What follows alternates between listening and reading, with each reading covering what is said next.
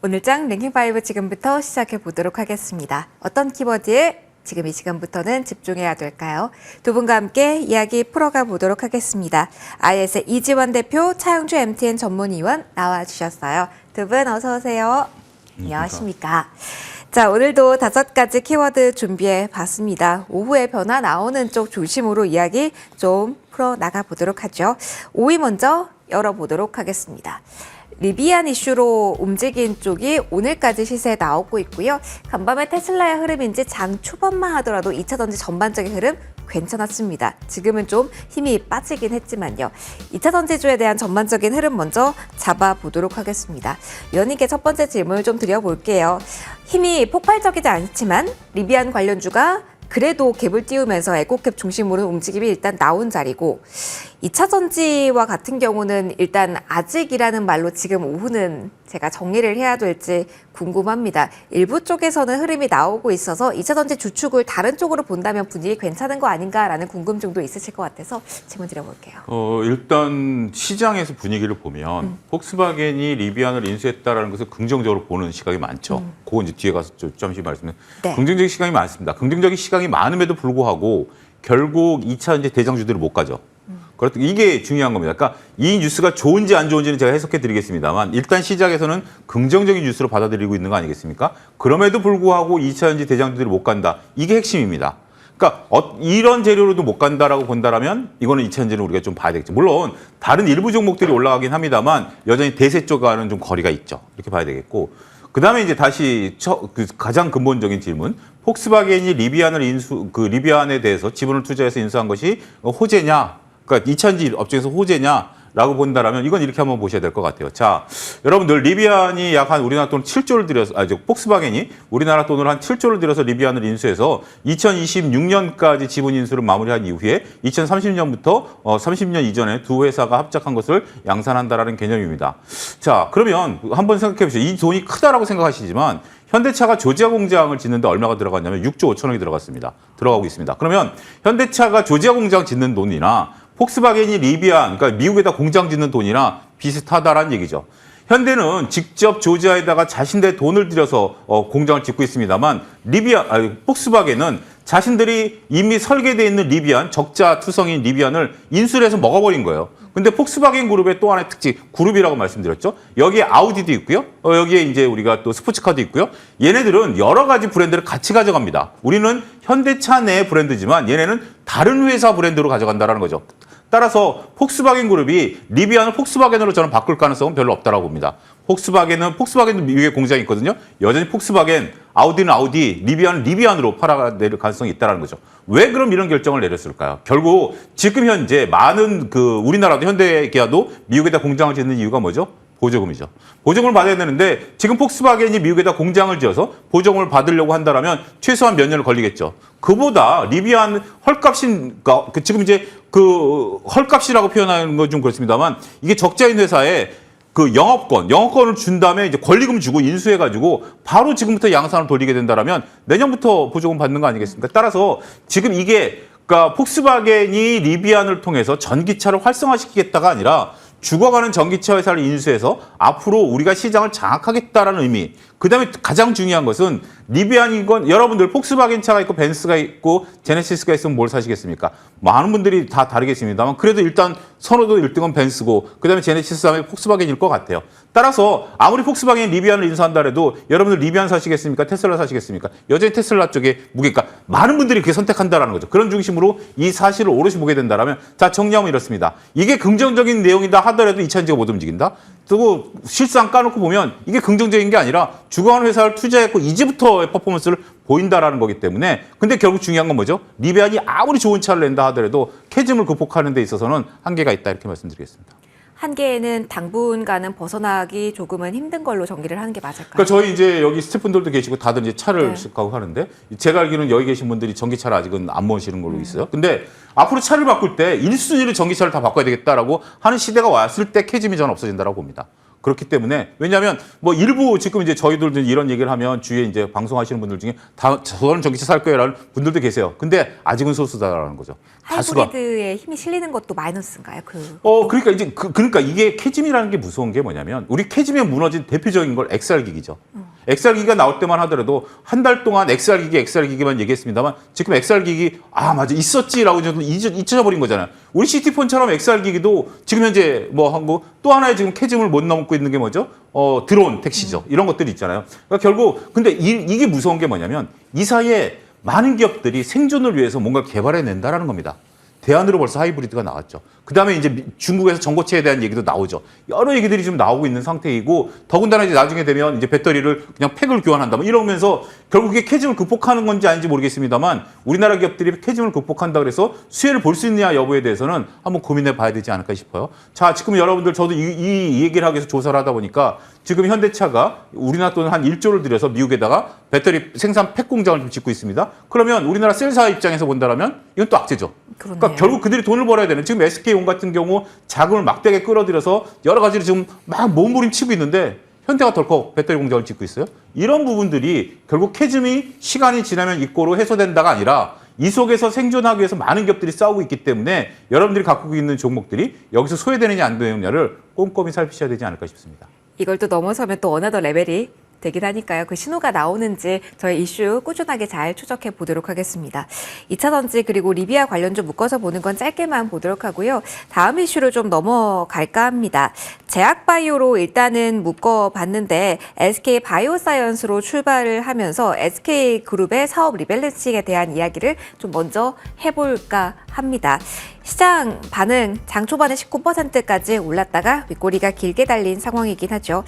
이재현 대표님, 이 종목 지금 오후장 기준으로는 어떤 포인트로 봐야 되는지 궁금합니다. SK그룹 안에서 움직이고 있는 그러한 포인트들에 집중을 해야 되는 건지 아니면 개별적인 회사로 봤을 때 긍정적이다라고 낙관할 수 있는지 정리 먼저 부탁드려요. 일단 이제 그 SK 바이오사이언스가 독일의 CDMO 업체를 인수한다라는 것 때문에 주가 momentum이 상당히 크게 좀 불었고 윗꼬리를 대신에 이제 좀 많이 달았습니다. 그러니까 이게 과연 긍정적일까 아닐까 여부는 물론 지금 당장 판단하기 어렵지만 윗꼬리를 달았다는 것은 시장의 반응이 그렇게 우호적이지는 않다는 거죠. 그러니까 이게 결국은 특히 CDMO 같은 경우는 최근에 거의 캐파 싸움입니다. 그러니까 양적으로 얼마만큼 성장하느냐에 따라서 주도권을 다투고 있는데 지금은 거의 이제 뭐 유럽과 중국과 한국 이렇게 3파전으로 보고 있는데 여기도 지금 캐파 싸움이 굉장히 치열하죠. 치열한데 SK 바이오사이언스가 이쪽으로 진출을 해서 과연 그만큼 캐파를 늘릴 수 있을 거냐라는 부분은 그렇게 우호적이지는 않습니다. 그러니까 틈새 시장을 공략한다라고 하면 어느 정도 받아들일 수 있는 부분이 있겠지만 이 CDMO 자체를 가지고 메인 사업으로 키우겠다라는 부분은 제가 봤을 때는 죄송합니다. 가시밭길이 상당히 좀 크다고 보여집니다. 그러니까 이 CDMO 자체가 지금은 특히 중국 기업들과의 경쟁이 상당히 치열하고 최근에 이 미국의 바이오 보안법을 불러일으켰던 것도 사실은 중국의 우시라는 기업에 알고 있는 것처럼 CMO 관련되어 있는 기업입니다. 그러니까 이 기업들의 캐파가 미국에서 최근에 예상됐던 그 캐파 증선을 약 2배를 넘어서는 4배의 용량을 증가시키면서 미국의 바이오 보안법을 불러일으켰거든요. 그러니까 이런 캐파 싸움에 우리나라도 지금 현재 삼성 바이오로직스나 셀트리온을 비롯해서 캐파 싸움에 뛰어들고 있는데 이 싸움이 결코 녹록지 않다라는 점에서 지금 현재 SK 바이오사이언스에게 점수를 많이 줄 수 있냐라는 부분은 조금 더 우리가 생각해 볼 필요가 있을 것 같습니다. 그래서 여기에 오늘 급등했다라고 따라가서 붙는 것은 좋은 전략이지 않을 것 같고요. 조금 더 시장 상황을 지켜볼 필요가 있다라고 말씀을 드리겠습니다. CDMO 자체는 어떻게 보세요? 이전에도 삼성 바이오로직스 여러 번 이야기를 해주셨기 때문에 궁금하긴 하네요. 언급해 주셨던 바이오 보안법과 관련해서도 여러 가지 잡음이 있으면서 이전과 뷰를 살짝 이 부분은 바꿔야 되지 않나라는 궁금증도 가지고 계실 것 같아서요. 일단 이제 이게 결국은 캐파 싸움으로 간다는 자체가 CDMO나 물론 CMO도 마찬가지지만 결국 이 윗등 생산이라는 자체가 거의 바이오 시뮬러와 맞물려 있습니다. 그러니까 바이오 시뮬러 같은 경우는 대부분을 위탁 생산을 해야 되는 거고 특히 CDMO 같은 경우는 최근에 그 캐파 싸움이 괜히 점입 가격으로 달려들고 있는데 미국에 일단 바이오 보안법이 일단 한 발 물러섰죠. 그러니까 상원은 쉽게 통과했고 하원도 쉽게 통과할 줄 알았는데 이게 일단 한 발 물러서는 모습을 보였는데 이유는 이 바이오 보안법 자체가 크게 보면 두 가지입니다. 물론 중국 기업들의 미국의 진출을 제한하는 부분 분명히 있죠. 그 부분이 있고 또 한 가지는 미국의 자본이 중국에 들어가는 걸 막는 법도 있습니다. 그러니까 지금 현재 우시 바이오 같은 경우는 오히려 미국의 자본이 중국으로 유입돼서 그게 역으로 다시 미국으로 유입되는. 그러니까 어떻게 보면은 미국의 자본으로 중국 기업이 성장하고 다시 그 성장성을 바탕으로 미국으로 다시 공략하는 부분이 나왔기 때문에 바이오 보안법을 촉발했거든요. 다만 이제 이게 우시라는 그 중국 기업을 견제는 분명히 해야 되겠지만 자본 자체가 미국 자본이기 때문에 견제하기가 쉽지가 않죠. 왜냐하면 미국 자본들이 또 미국의 의회에 대해서 로비를 하기 때문에 이 자체를 그냥 그대로 막을 수는 없죠. 그러다 보니까 지금 바로 통과될 걸로 예상을 했는데 그러지 못하고 조금 딜레이되는 모습이 나왔기 때문에 아마 이거는 굉장히 미국계 자본과 중국 그 기업이라는 걸 놓고 치열한 싸움이 될 건데 우리 기업은 만약에 미국의 바이오 보안법이 발의가 되면 상당히 우호적인 건 맞습니다. 그러니까 이게 IRA와 비교를 해보더라도 오히려 바이오 보안법이 우리한테는 조금 더 유리할 수 있습니다. 그러니까 그건 아예 캐파 자체와 공장 증서 자체를 거의 막기 때문에 한국 기업들이 북미에 진출하는 부분에서는 캐파 싸움에서 훨씬 더 유리한 입장이 될 수 있다는 점에서 상당히 우호적인데 문제는 이제 이게 미국의 자본과 얽히면서 지금 당장 결론이 딱 나는 그런 상황이 아니기 때문에 시간을 가지고 봐야 되고 또 이 바이오 보안법이 그것 때문에 애초부터 발의되는 시점이 2032년입니다. 그러니까 지금으로 치면 한 7, 8년 이상 남았죠. 8년 정도 남았죠. 그러니까 시간이 굉장히 갭이 길기 때문에 당장 우리 기업이 어떤 혜택을 입는다라고 관점으로 짧게 접근하기는 상당히 어렵습니다. 그러니까 요거를 조금 생각을 하신다면 법 자체는 우리에게 굉장히 유고적이지만 이게 당장 올해 내년 실적 개수로 이어지지 않는다는 점에서 오늘 SK바이오사이언스가 단기간에 급등하는 모습을 보였지만 따라가는 것은 그렇게 우호적이지 않다 이렇게 말씀을 드리겠습니다. 그럼 마지막으로요, 대표님. 제약바이오에 대한 지금의 투자 방향성은 어떤 포인트로 잡아야 되는 건지 궁금합니다. 오늘만 하더라도 장 초반에 알테오젠이 지켜줬다가 반납한 상황, 그리고 오후 들어서는 비만 치료제 가운데 펩트론이 시세가 집중되는 상황, 변동성이 너무 빠른 상황이고 키워드를 잡기가 어렵더라고요. 중심 좀 잡아주신다면요. 일단은 이제 사실은 기대치를 상당히 미치지 못했죠. 그러니까 저도 제가 생각한 것보다 바이오 섹터가 어떻게 보면 올해 가장 기대치를 미치지 못했고 가장 큰 이유가 일단 금리 인하 기대감이 후퇴를 하면서 금리 인하 수혜가 지금은 불거지지 못했죠. 그게 첫 번째고 두 번째는 생각보다 실적이 좋지 않았습니다. 그러니까 우리가 기대했던 신약 출시가 어떻게 보면 조금씩 딜레이가 되면서 기대했던 신약 출시와 관련되어 있는 대형 제약사들의 실적이 상당히 우호적일 거라는 부분이 좀 후퇴했죠. 물론 이게 지금 현재 상황에서 없어진 건 아닙니다. 다만 하반기로 후퇴를 했고 그러다 보니까 그 공백을 펀더멘탈보다는 단기적인 모멘텀, 항암제라든지 혹은 일시적인 비만 혹은 탈모와 같은 이런 제품들이 모멘텀으로 채웠기 때문에 시세의 연속성이 없었다라고 봐야 되는 거죠. 하지만 이제 여기서 너무 심란하실 필요는 없을 것 같고 결국은 하반기에 넘어가서 9월이 넘어가면 금리 인하에 대한 기대감은 다시 상존할 것이고 특히 올 하반기부터 올 4분기부터 내년 1분기 사이에 글로벌 대형 제약사들의 특허가 집중적으로 풀립니다. 그러니까 이게 이제 바이오 시뮬런트는 굉장히 큰 기회가 되겠죠. 그러니까 그렇게 본다면 신약 출시에 대한 기대감이 한 2분기 정도는 조금 딜레이 되었다라는 관점으로 보면 장기적인 관점으로 접근을 하시는 분들은 올 하반기에 다시 접근을 하시는 게 좋습니다. 하지만 이제 단기적으로 접근을 하시는 분들은 조금 다른 모멘텀으로 접근하시는 게 좀 좋을 것 같다. 이렇게 말씀을 드리겠습니다. 적기라는 시점이 나오면 또 한번 공유를 해드리도록 할게요. 큰 틀에서는 금리 인하에 대한 기대가 몰린 시점 그리고 내부적으로 신약에 대한 그 포인트들 종목별로 확인 좀 꼼꼼히 해보셔야 될 것 같습니다.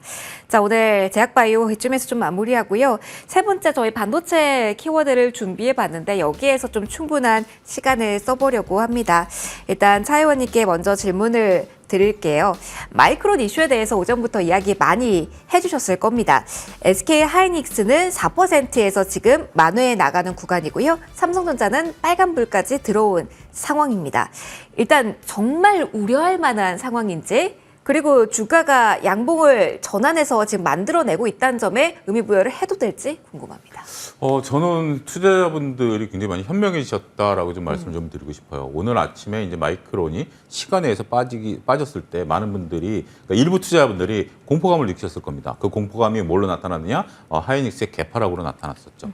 그렇지만 앞서 제가 이제 리비안과 폭스바겐의 그런 것들을 꼼꼼히 따져보니까 이게 지금 2000년제 특별한 호재는 아니다라고 제가 말씀드린 거 아니겠습니까? 마이크론이 일단 실적이 우리 예상을 뛰어넘었어요. 3분기도 뭐 쏘쏘한다라는 개념이죠.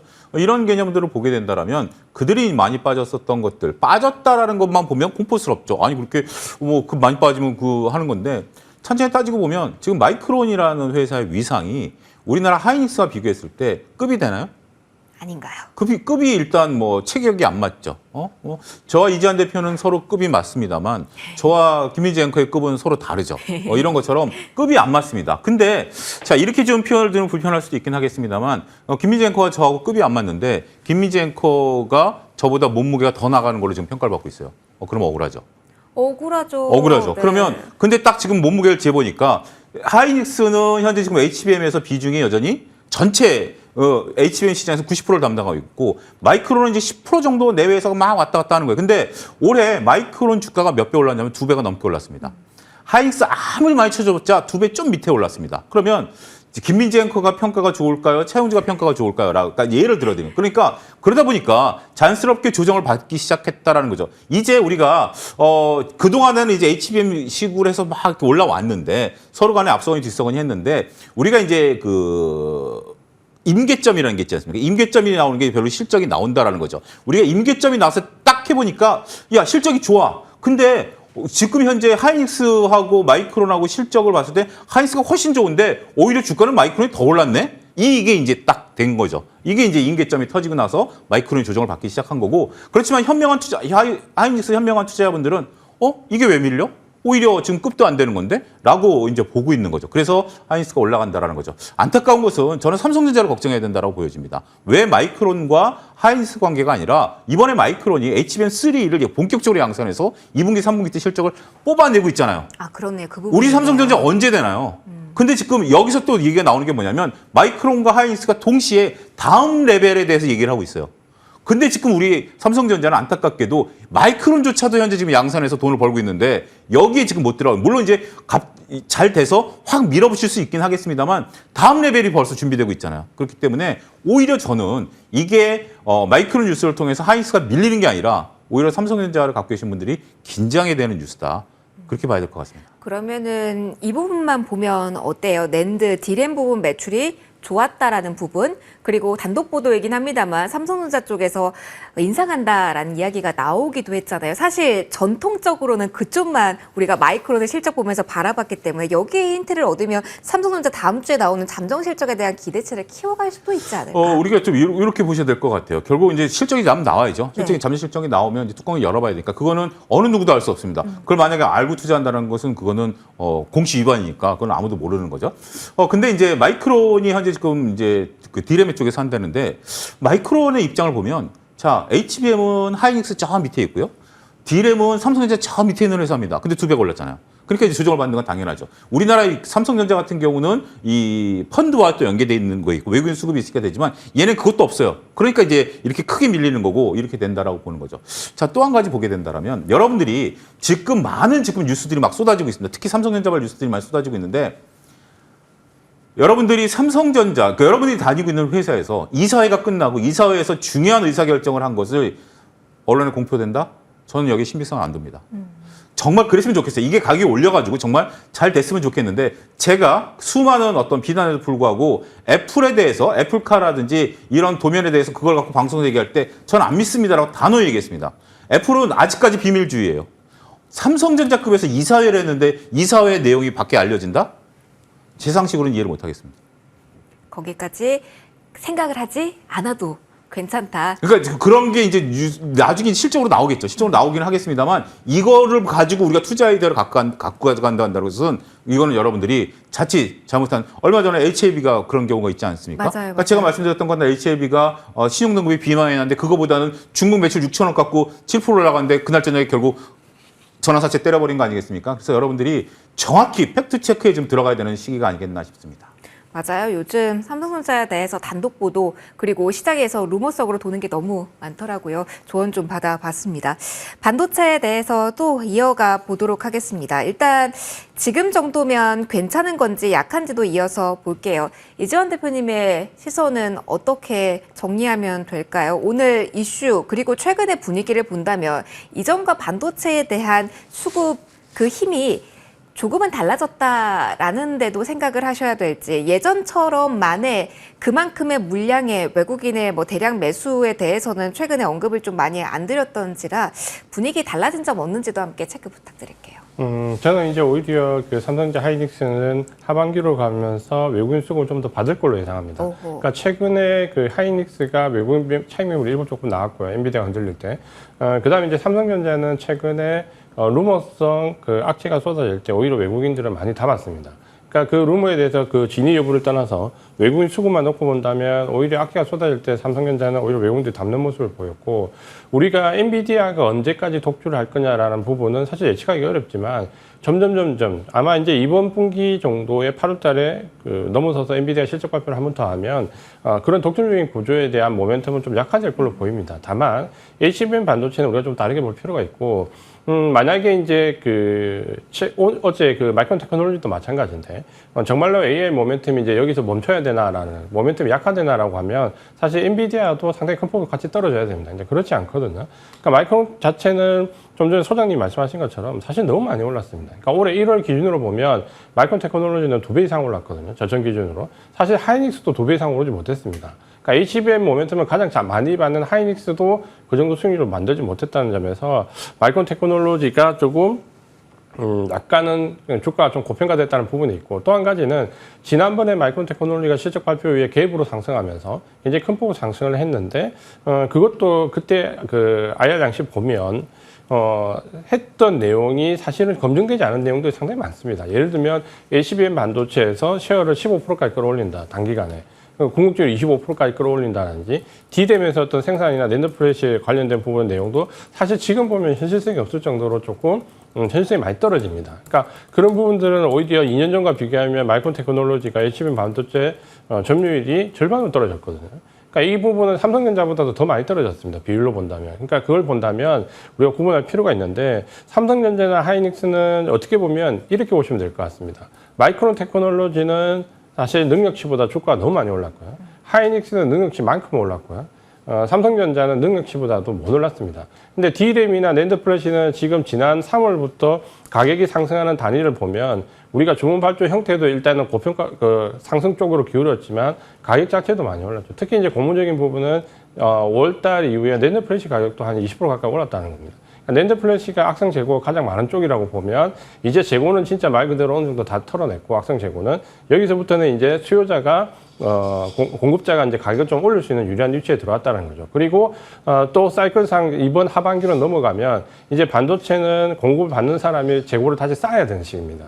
그러니까 재고를 늘려야 되는 시기가 들어오기 때문에 여기에 이제 오버스탁 되는 물량들도 있을 거고 그러면 제가 봤을 때는 오히려 하반기는 지표보다는 D램이나 메모리 쪽, 메모리 반도체 쪽이 좀 더 유리할 수 있는데 최근에 이런 레포트들이 미국에 상당히 많이 쏟아집니다. 그래서 메모리 반도체에 좀 더 주목을 해야 된다는 얘기와 함께 미국에도 최근에는 전공정이나 메모리 반도체에 관련되어 있는 소재 부품 장비 업종들이 등락이 훨씬 좋습니다. 그러니까 이런 부분들을 좀 참고하신다면 계속 삼성전자 하이닉스 계열은 긍정적으로 좀 보되 우리가 항상 장기 투자나 포지션 투자도 마찬가지지만 물량을 전체를 처음부터 끝까지 다 고점까지 가져갈 수는 없습니다. 중간중간 비중을 조절해 가면서 대신에 좀 긴 호흡으로 아직까지도 긴 호흡으로 소장님과 제가 하이닉스 추천 여기 방송에 추천한 게 10만 원인데 지금 2배가 넘었지만 한 번도 매도 사인을 드린 적이 없습니다. 계속해서 고기 때문에 그런 부분들을 좀 참고를 하셔서 좀 긴 호흡으로 대응을 하셨으면 좋겠습니다. 비중 조절을 하되 긴 호흡 두 분의 포인트 받아봤습니다. 저희가 다음 키워드로 살짝 넘어가긴 해야 되는데 차 의원님께 이것만 짧게 질문 드리고 넘어갈게요. 저희 화요일 날 만남에서 오늘 오후장 흐름 집중을 해주셔서 오늘 배당 관련 이슈 흐름 어떤지 짧게만 점검을 받고자 합니다. 가장 드라마틱한 흐름 한다면 아마 반도체는 아니지만 현대차 질문을 드려야 될 것 같아요. 워낙 지금 강하게 움직이면서 30만 원 선에 대한 기대치를 약간은 오늘장 키워드 되지 않을까? 오늘 이렇게까지 움직이는 게 어떤 신호일까? 궁금해서 한번 짧게만요. 저는 무척 다행이다라고 생각을 합니다. 어제는 이제 SK 스퀘어가 올라가면서 맞아요. SK 그룹의 이제 그 이슈. 왜냐면 SK 스퀘어는 NH투자증권에서 이번 특별 배당에 대한 얘기가 나왔기 때문에 올라갔고 오늘 현대차가 한 2% 올라간다라는 것은 배당량을 극복했잖아요. 물론 이제 내일이 이제 반기 말이기 때문에 내일 또 이제 또 변동성이 있을 수도 있어요. 그래서 제가 뭐라고 말씀드렸냐면 목요일과 다음 주 월요일이 중요하다고 말씀드렸는데 저는 7분 등선 넘었다라고 보여집니다. 이게 배당 지금 이제 오히려 현대차 갖고 계신 분들은 어제 밀릴 때 오히려 사셨다라면 배당도 받고 주가까지 올랐잖아요. 그렇기 때문에 저는 뭐 잘 넘어갈 걸로 보고 현대차 IPO에 대한 어떤 가능성 굉장히 크지 않나 그렇게 보고 있습니다. 다음 주까지 체크 필요하지만 일단 고비 넘겼다라는 이야기까지 짧게 조언 받아봤습니다. 속도 내서 2위 보도록 할게요. 화장품에 대한 이야기 해볼 텐데요. 오늘 아마존 관련 이벤트 당일이기도 하고요. 시장에서 워낙 불확실성이 있는 종목군들이 많다 보니까 그래도 확실한 카드로 화장품을 보는 건지 궁금합니다. 종목 간의 차이는 물론 있긴 합니다. 이지원 대표님, 차이는 있다라고 서두에서 말씀은 드렸습니다만 그래도 이번 주 내에서도 저희가 랭킹5 꾸준히 화장품 섹터에 대한 관심을 가져가고 있거든요. 추세가 크게 흔들리지 않는다면 이번 7월부터 실적 쏟아지잖아요. 그 부분을 계속 화장품을 잡고 가도 되는 분위기일까요? 저는 이제 좀 괜찮을 거라고 생각하고 있고요. 다만 변동성은 분명히 큽니다. 우리가 대장주인 LG생활건강이나 아모레퍼시픽을 보면 사실 대형주치고 급변동이 상당히 심합니다. 그러니까 이거를 보유를 하고 계시는 분들은 상당히 곤혹스러울 수는 있습니다. 다만 그런 대형주를 제외하고 오히려 중소형주에서 보시면은 실적이 좀 더 좋은 종목들은 주가 흐름이 좀 더 탄탄합니다. 예를 들어서 코스메틱이나 우리가 잘 알고 있는 미용기기 쪽도 역시 화장품과 연계되어 있는데 마찬가지인데 지금 우리가 반도체를 제외하고 금리 동결 시기에 무조건 실적에 집중해야 된다라고 보면 그 실적에 집중할 수 있는 섹터가 조선이라든지 화장품이라든지 미용기기라든지 그렇게 많지 않습니다. 화장품은 일단 우리가 펀더멘털 상으로 보면 실적 개선 정도가 단기 모멘텀으로 끝날 것 같지는 않습니다. 그러니까 왜냐하면 우리가 화장품이 폭발적으로 성장했던 게 올 초부터인데 전환점인데 그때는 사실 글로벌 화장품들이 모두 다 올랐습니다. 그러니까 미국의 에스티로더를 비롯해서 다 바닥을 잡고 올랐는데 사실 대부분의 글로벌 에스티로더를 비롯한 화장품 업체들이 3월을 못 넘기고 전부 다 큰 폭으로 꺾였거든요. 그래서 대부분 이제 바닥을 다시 못 따지고 내려가는데 유독 이제 우리나라 화장품 업체들만 선전을 했습니다. 그러니까 이유는 미국이나 유럽에 있는 그 화장품 업체들이 꺾이는 것은 중국발 악재거든요. 근데 우리는 이게 상당히 이전에 반영이 됐습니다. 그러니까 작년, 재작년 화장품 업체들이 대부분 중국발 악재로 주가가 반토막 이상이 났거든요. 그거를 이제 미국은 이제 겪고 있는데 상대적으로 이제 실적이 상당히 양호하다는 거죠. 그러니까 이유는 실적도 좋았고 해외 실적처를 다변화시킨 것도 물론 좋았죠. 북미라든지 유럽도 좋았는데 또 한 가지는 유통구조의 변화가 또 있습니다. 그러니까 화장품 같은 경우는 이전에 우리가 중국에서 LG생활건강이나 아모레퍼시픽이 가장 크게 쓴맛을 봤던 이유는 직접적인 유통망 구축이었거든요. 그러니까 그게 실패하면서 굉장히 큰 폭의 데미지를 입었는데 최근에는 우리가 생각했던 실적이 좋았던 이유는 물론 북미 매출도 상당히 좋았지만 실제로 뜯어보면 생각보다 중국 매출이 좀 선방을 했습니다. 그러니까 이유는 유통구조에 바뀐과 함께 우리가 간접 유통으로 거의 바뀌었죠. 이커머스를 활용하거나 지방의 중국 자체 유통망을 활용하면서 직접 유통망을 구축하지 않으면서 오히려 매출은 안정적으로 좀 늘었다는 점에서 점수를 좀 줄 수 있습니다. 그렇게 본다면 지금의 이제 악재가 어느 정도 극복이 되고 조금은 안정적으로 실적을 쌓아갈 수 있는 시기이기 때문에 조금 더 긍정적으로 볼 수 있다. 이렇게 말씀드리겠습니다. 알겠습니다. 긍정적인 뷰 공유해 주셨고요. 위원님의 포인트도 짧게 듣고 넘어갈까요? 예, 지금 대표님께서 마지막에 얘기하신 게 저는 굉장히 중요한 포인트라고 유통망인데 어제 제가 김태선 본부장하고 사석에서 그런 얘기를 했어요. 우리가 놓친 게 한 가지 있다. 그러니까 화장품이 이제 매출이 이제 글로벌 매출이 막 늘어나고 글로벌 매출이 늘어나다 보니까 ODM 보고 색조 보고 여러 가지 했었는데 가장 중요한 게 뭐냐? 실리콘투였다. 결국 유통망을 쥐고 있는 회사가 가장 셌었다라는 것을 우리가 놓쳤었다. 이제 그렇게 나오는데 결국 또 이전 대표님도 그 얘기를 하신 거잖아요. 유통망에 대한 부분들이죠. 근데 우리가 여기서 지금 저는 조금 긴장해야 되는 게 실리콘2가 저도 이제 항상 실리콘2를 페이스메이커 이게 실리콘2가 달린다는데 지금 실리콘2가 조금 조심해야 될 국면에 왔어요. 오늘 3% 빠지면서 21일 동평 기선이 깨지면 대장주가 꺾이는 거예요. 지금 현재 제가 화장품에 대해서 항상 실리콘2는 매도 사인을 단 한 번도 안 보였습니다. 실리콘2가 계속 가는 화장품을 갈 겁니다. 순환매가 돌 겁니다. 했는데 현재 대장주가 꺾일 가능성이 있어요. 근데 이게 공교롭게도 뭐냐면 다음 달에 실적이 나오잖아요. 근데 우리가 선반영이라는 걸 고민해 보셔야 될 것 같아요. 많은 분들이 이게 실적이 잘 나왔는데 주가 왜 떨어져? 라고 했을 때 제가 항상 말씀드리는 게 있죠. 그 전에 이미 퍼포먼스를 봐야 되냐라고 보면 지금 화장품들은 퍼포먼스를 굉장히 많이 보여줬어요. 그렇기 때문에 이게 실적을 앞두고서 변동성이 커질 수가 있습니다. 그러니까 어떻게 무슨 얘기냐? 잘 나오면 주가는 그대로 있고요. 못 나오면 주가는 빠집니다. 잘 나왔던 주가 더 올라가는 게 아니라 이미 땡겨 쓴 거 아니겠습니까? 그런 것들에 대한 우려감들이 있다라고 봐요. 그래서 전 지금 보유하고 계신 분들 입장에서 본다라면 실리콘2가 꺾일 때 조금 분할 매도 관점으로 보시고 아직까지 신규 진입을 못 하셨다라면 실적이 잘 나와서 주가가 오히려 밀리는 그런 역설이 나올 때 그때 들어가시는 것도 저는 기회가 될지 않을까. 여전히 저는 이쪽 긍정적으로 보지만 변동성 확대는 일단 7월 달에 가능성이 좀 높다 이렇게 정리하겠습니다. 알겠습니다. 시장의 분위기 또 잘 읽어주셨습니다. 마지막 포인트 저희 전력 설비에서 찾아보려고 합니다. 후반부로 갈수록 강해지고 있어서 저희가 마지막 키워드로 이쪽을 좀 넣어봤어요. HD 현대일렉트릭이 또 한 번 장중 신고가 돌파한 흐름 현재 구간에서 확인이 되고 있네요. 이지한 대표님, 저희 이벤트를 이제는 좀 더 앞두고 있어서요. 미국 대선 토론에 대한 이야기도 나오고 내수에서도 정부가 지원을 한다라는 이야기 나오잖아요. 7월 이제 실적 시즌입니다. 다시 한번 더욱더 흐름을 만들어낸다라고 봐도 될까요? 이전에 갈 타이밍, 더 갈 타이밍, 쉬어갈 타이밍을 잡아주셔서 이번에 또 궁금하네요. 이제는 쉬어갈 타이밍이 끝나고 다시 한번 달릴 수 있는 시기가 이제 다가오고 있다 이렇게 보시면 될 것 같습니다. 그동안 보면 사실 이제 전력 관련된 종목들은 상당히 가파르게 올랐고 워낙 크게 올랐고 어떻게 보면 이 메가 트렌드가 모멘텀이 정말 탄탄할 정도로 계속해서 나왔습니다.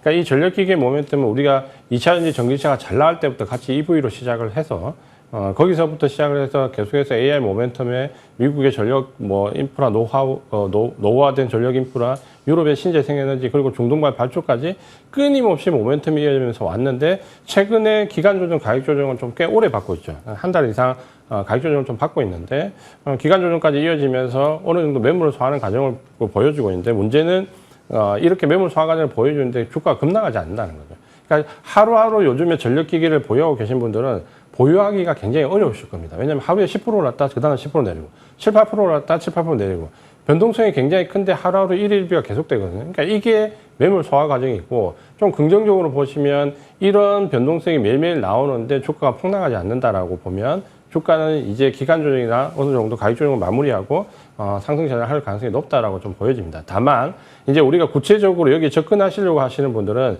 이전처럼 편안한 접근이 안 됩니다. 그러니까 전략적으로 굉장히 파악을 좀 해봐야 되고 예를 든다면 우리가 대장주라고 볼 수 있는 LS 일렉트릭이나 현대 일렉트릭, 효성중공업 이렇게 놓고 보면 각각의 성격이 다른데 이걸 잘 구분하셔야 됩니다. 그러니까 최근에 보면 조정 과정을 거치면서 현대 일렉트릭보다는 LS 일렉트릭이 주가가 조금 더 양호하게 나오거든요. 그러니까 이 변화는 어디에 있냐라고 보면 폭발적인 변화기 증가해서 시장의 방향이 약간 배전 쪽으로 좀 옮겨갑니다.